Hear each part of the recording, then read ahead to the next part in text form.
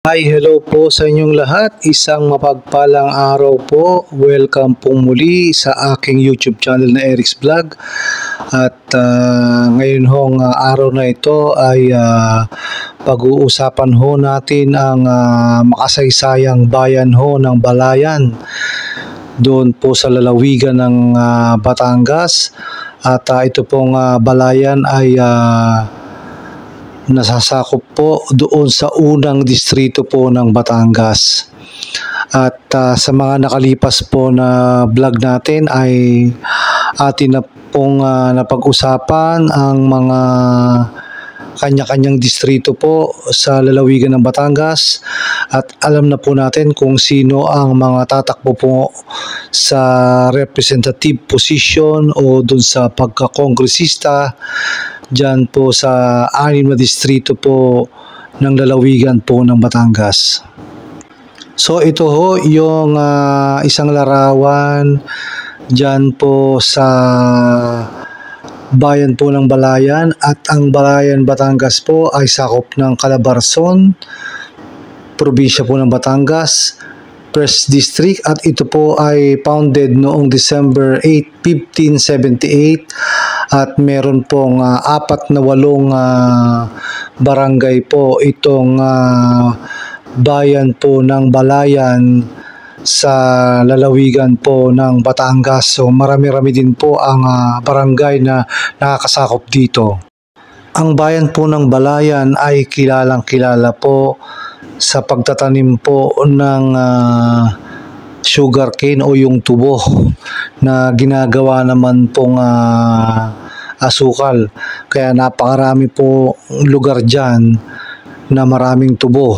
At ang isa pa po dyan ay ang coconut o buko o nyugman ay napakarami po dyan sa lugar ng Balayan dahil marami pong puno po ng nyug dyan po sa bayan po ng Balayan. At ang isa pong kilalang-kilala ang Balayan ay yan pong bagoong. Napakarami pong bagoong ang nabibili natin na talaga namang napakasarap po ng mga bagoong. Pag sinabing bagoong Balayan, panalo po yan. At yung traditional na pamamaraan po ng paggawa ng bagoong ay patuloy po na ginagawa po dyan upang makagawa ng masasarap na bagoong. At ang pagkakaalam ho natin, ito ho ay tumatagal ng 6 na buwan. Ito hong pag-iimbak ng isda ho para magkaroon ho o ma-ferment yung isda na nilagyan ng asin sa loob ho ng 6 na buwan. Kapag mainit daw ang panahon, ito'y aabot lamang ng 5 buwan. Ang isa ho sa talagang kilalang-kilala ho ang bayan ng Balayan, Batangas ho, ay itong ginaganap nila ng parada ng Lechon Festival taon-taon ho tuwing araw ho ni San Juan, yung June 24 ho. Ay talaga naman hong napakarami hong personalidad ang dumadayo ho upang masaksihan itong parada ho ng lechon dyan ho sa bayan ho ng Balayan.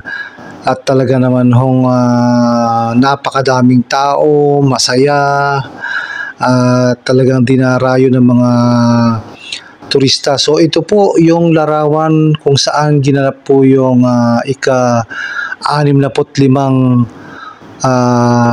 parada ng Lechon Festival po nung June 24, 2024. Ayan po, nagpa-party yung mga tao at talaga namang napakaraming tao ho ang naganap ho dyan sa Lechon Festival ng Balayan. At ito po yung mga ibang musiko o yung mga banda ho na tumutugtog sa kalye.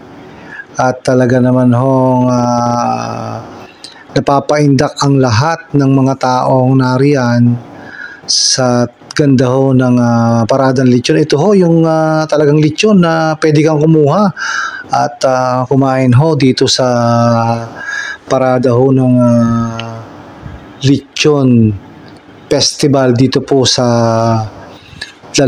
bayan po ng Balayan. Ayan ho, makikita nyo talagang masaya ho ang mga tao na nakikisaya dito sa parada ng Lechon Festival. Ang ama ho ng Balayan ho sa kasalukuyang panahon ngayong 2024 ay ito pong si Mayor Emmanuel Salvador Fronda II. So ito ho yung mayor ho ng Balayan. At dyan po sa larawan na yan ay makikita po natin si Mayor J.R. Fronda. So yan po ang kilalang pangalan po, J.R. Fronda. At pinangunahan po niya yung ika-65 parada ng Lechon Festival po sa Balayan noong June 24, 2024. At dyan po ay kasama niya ang magaling na dating opisyal po ng Marines na si Ariel Quirobin na napakarami pong medalya doon po sa kanyang pagsisilbi sa ating gobyerno po bilang Marine officer. At dyan ho ay makikita ang napakadami hong sumasalubong at talagang bumabati ho dyan ho kay Mayor Fronda. Dyan natin makikita na talagang mahal na mahal ng mga taga-Balayan itong kanilang mayor na si Mayor J.R. Fronda. Ayan po yung asawa niya, kasama po niya dyan. At talagang di magkamayaw ho ang mga tao sa ginanap ho na parada ng Lechon Festival. Ayan, binabati siya ng kanyang mga kababayan po dyan sa bayan po ng Balayan, Batangas, itong mayor po na si J.R. Fronda. At ayan ho, nagkita ho si Vice Mayor po ng Mataas na Kahoy, si J. Manalo Ilagan ho, na kandidato ho sa pagiging gobernador ho sa Batangas sa darating ho na eleksyon 2025. Ayan ho, talagang lubos ho ang kasiyahan ni Mayor Fronda o J.R. Fronda po ng bayan po ng Balayan, Batangas. Isa pa pong kilalang-kilala na personalidad po na taga-Balayan mismo ay ito pong batikang aktor at direktor po na si Leo Martinez ho. So yan ho, nakisaya rin siya dyan sa ika-65 parada ng Lechon Festival. At ganoon na rin po itong kasalukuyang Vice Governor po na si Mark Libiste ay nakisaya din po dyan po sa ginanap na ika-65 parada po ng Lechon Festival sa bayan po ng Balayan, Batangas. Ngayon naman po ay alamin natin ang political career po nitong si Mayor Fronda ho ng Balayan. Kung gano'n na ho ba ito katagal sa pagiging mayor ho dyan ho sa bayan ho ng Balayan, Batangas.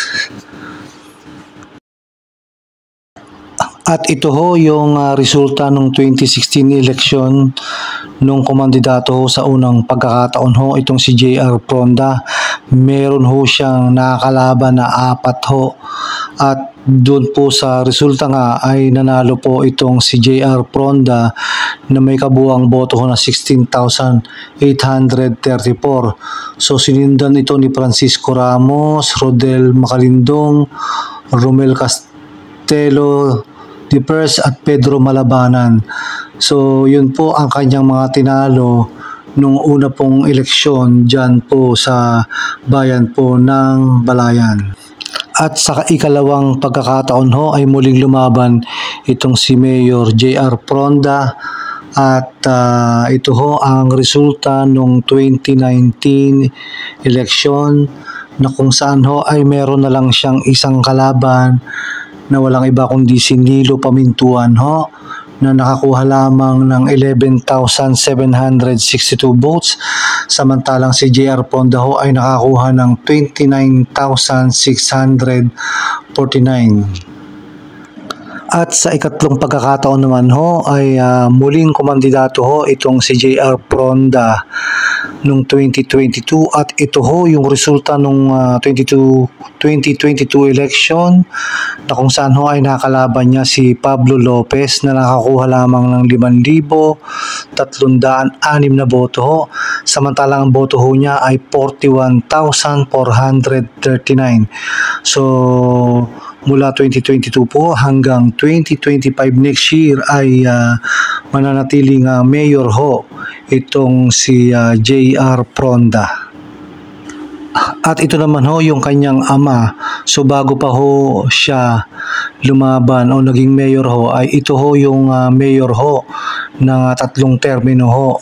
Pag hindi tayo nagkakamali, itong si former Mayor Manny Pronda, yung ama po ng kasalukuyang mayor po sa Balayan.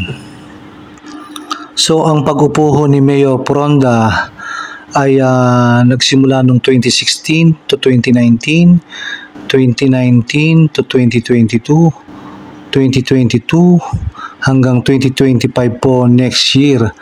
So lumalabas ho, nakatatlong termino na ho itong si Mayor Pronda ho sa bayan ho ng Balayan, Batangas. So ang ibig sabihin ho nito ay term limited na ho siya at hindi na ho pwedeng lumaban muli sa 2025 national election.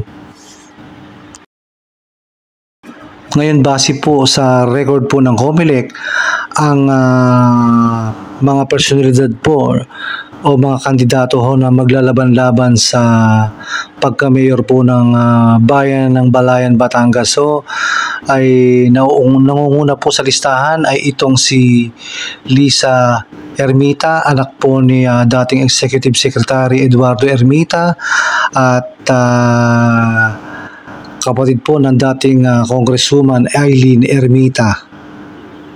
Matatandaan po natin na noong nakaraang eleksyon 2022 ay lumaban itong si Lisa Ermita ho sa kanyang bayaw na si Congressman Eric Buhain, kapatid ho ng kanyang kapatid na si former Congresswoman Eileen Ermita. Subalit ngayong darating na election 2025 ho ay kandidato po si Lisa Ermita sa pagka-mayor ho ng Balayan at susubukan hong labanan ang iba pang kandidato ho sa pagka-mayor sa bayan ho ng Balayan. Isa po sa kaalyado po ni Lisa Ermita, kandidato po sa pagka-mayor sa Balayan, ay ito pong si Leandro Ligarda Libisti po. Kandidato naman po sa pagiging kongresista po sa unang distrito po, lalawigan po ng Batangas. So yan po ang kasama po niya sa politika sa laban po niya sa 2025 midterm election. Gaya ho ng aking nabanggit, term limited na po si current Mayor JR Pronda, kaya ang susunod po na lalaban po ng mayor at magpapatuloy po ng kanyang magandang sinimulan dyan po sa Balayan ay ito po ang kanyang may bahay o asawa na si Leslie Pronda. So yan po ang makakalaban ni Lisa Ermita po sa pagka-mayor po dyan sa Balayan, at dito po ay masusubok ang lakas po ng puwersa ng mga Pronda laban po sa Ermita. So kaabang-abang ho ang labanang yan sa susunod na taon at malalaman ho natin kung sino ang pipiliin ho ng mga taga-Balayan, Batangas dito ho sa pagitan ho ni Leslie Pronda at Lisa Ermita. So yan ho ang aabangan ho natin next year. At yan lang hong dalawang yan na pangalan ho ang malakas na maglalaban ho sa pagka-mayor. So, yan po ang dalawang malakas ho na kandidato sa pagka-mayor ho dyan ho sa bayan ng Balayan, dito ho sa pagitan ni Lisa Ermita at dito nga po sa may bahay ni JR Pronda. So, yan po ang magbabakbakan ng matindi ho sa labanan ng pagka-mayor sa bayan ho ng Balayan, Batangas next year. Meron pa hong isang kandidato sa pagka-mayor, itong si Pablo Lopez ho, na independent, at ito po ay lumaban na po noong mga nagdaang eleksyon sa pagka-mayor. So, hindi ho natin alam kung ito ba'y makakuha ng maraming boto o tatangkilikin ng mga taga-Balayan. So, hindi po natin alam, pero ang alam natin na mabigat na magkalaban ay si Lisa Ermita at si Leslie Pronda. So, ito ho yung mga kasama po ni Lisa Ermita, yung kanyang vice mayor, at yun pong mga konsehalis ho niya na mga nakasuot din ho ng pula. Yan ho ang mga kasama niya sa pakikipaglaban po niya bilang mayor ho ng Balayan dyan po sa lalawigan ho ng Batangas. So, malalaman po natin ang resulta next year po. So, yan po ang dalawang larawan po na yan na ikinukonsidera po natin na malakas ho na maglalaban-laban dyan po sa posisyon ng pagka-mayor ho sa darating na halalan 2025 ho. Ilang buwan na lang ho ang hihintayin at malalaman na po kung sino ang susuportahan ng mga taga-Balayan. So hanggang dito na lang po muna ang ating vlog ho tungkol dito nga ho sa bayan ho ng Balayan, Batangas ho, sa makasaysayang lalawigan ho ng Batangas. So abangan nyo pa po ang ibang bayan na ating iba-vlog tungkol po sa mga kandidato po sa pagka-mayor dyan po sa lalawigan ng Batangas. Maraming salamat po sa panonood.